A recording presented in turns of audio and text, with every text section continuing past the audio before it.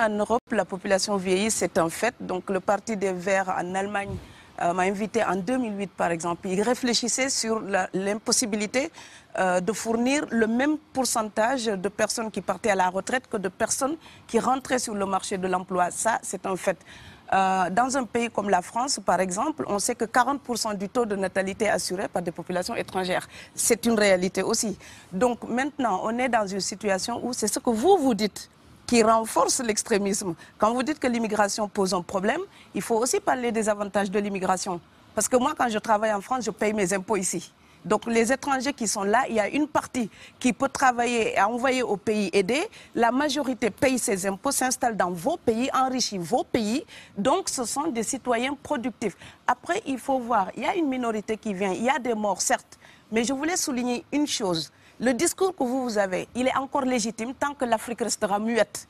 Et moi, aujourd'hui, je voulais m'indigner pour le silence de l'Union africaine. Les gens là qui meurent sur les plages, et je mesure mes mots, si c'était des Blancs, la terre entière serait en train de trembler. Ce sont des Noirs et des Arabes. Alors eux, quand ils meurent, ça coûte moins cher. Ici, j'étais venue en 2008 et j'avais dit, l'Union européenne, avec ses flottes de guerre, avec son économie, je vous dis une chose, si on voulait attaquer nos pays ici en Occident, il y aurait des moyens de se défendre. Donc si on voulait sauver les gens dans l'Atlantique, dans la Méditerranée, on le ferait.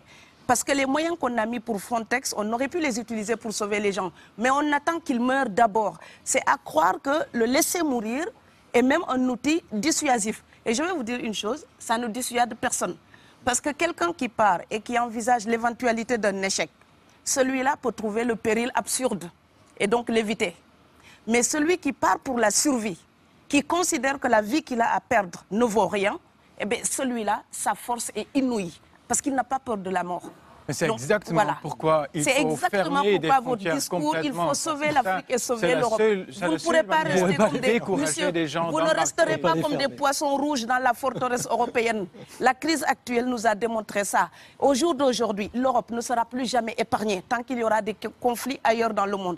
L'Europe ne sera plus jamais opulente tant qu'il y aura des carences ailleurs dans le monde. On est dans une société de la mondialisation où un Indien gagne sa vie à Dakar, un Dakarois gagne sa vie à New York, un Gabonais gagne sa vie à Paris. Que ça vous plaise ou non, c'est irréversible. Alors trouvons une solution collective ou bien déménager d'Europe parce que j'ai l'intention de rester.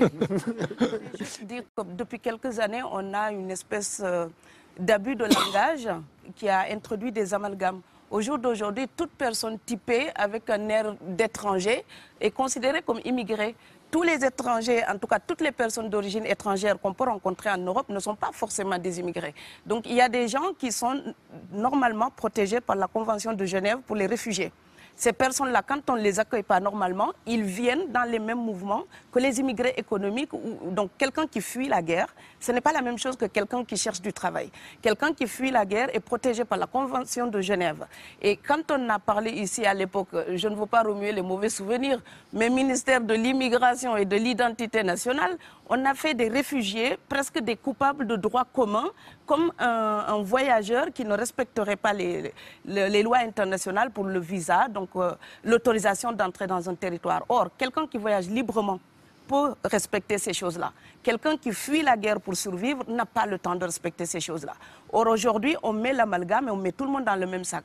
Je voudrais aussi dire que quand vous êtes Canadien, Blanc ou Argentin et vous venez vous installer en France, vous êtes un expatrié. Quelqu'un qui voyage, qui est libre de voyager. Et si vous êtes africain ou indien ou afghan, vous venez en France ou en Allemagne, vous êtes l'immigré, peu importe les raisons pour lesquelles vous êtes là.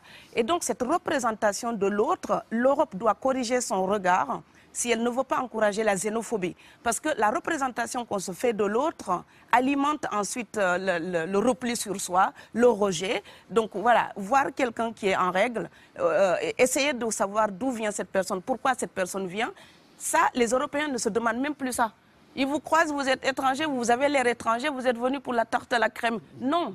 Donc l'Europe doit se respecter davantage. On ne vient pas que chercher du pain. On peut venir aussi pour la liberté, pour la démocratie, pour la culture européenne. Donc l'Europe aussi nourrit un vrai mépris d'elle-même en pensant qu'il n'y a que l'alimentation qui amène les gens. Elle n'a que ça à proposer, je pense qu'elle a plein d'autres choses à offrir. Des familles entières qui cotisent parfois pour faire partir quelqu'un, et c'est pas 1 000 €, parfois ça va entre 1 500 € et 7 000 €. Ouais, 10 000 depuis le Sénégal ou la Gambie ou la Guinée pour venir juste... C'est pas la misère. Quand quelqu'un part, c'est comme quelqu'un qui est élu, choisi, peut-être le plus débrouillard. Et il y a tout un clan ou toute une famille qui pose son espoir sur cette personne-là. Monsieur, là, je vous vois bien habillé, bien nourri. Si vous étiez affamé chez vous, peut-être que votre famille serait ravie d'imaginer que vous pourriez aller gagner de quoi faire vivre les autres. Donc c'est aussi une solidarité qui est en œuvre. On laisse partir quelqu'un, on compte sur lui. Vous allez me laisser terminer.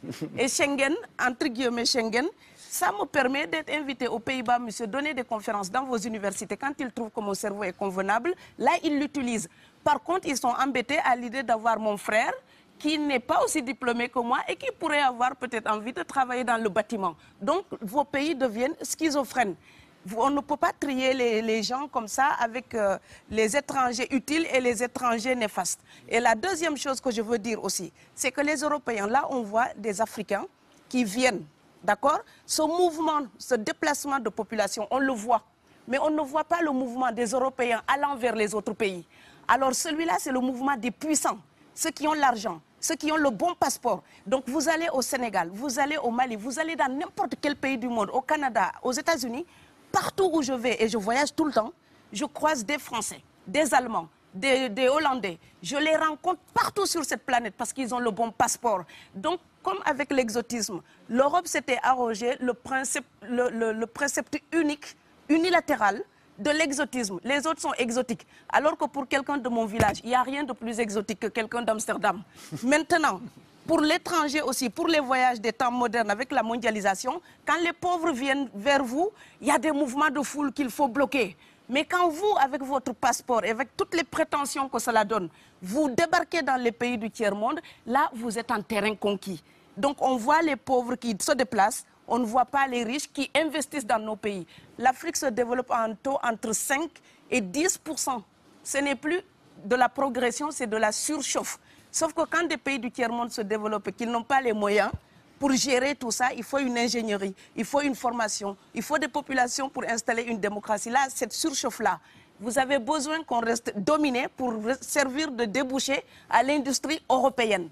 Alors il faut arrêter l'hypocrisie. On sera riches ensemble ou on va se noyer tous ensemble. Voilà.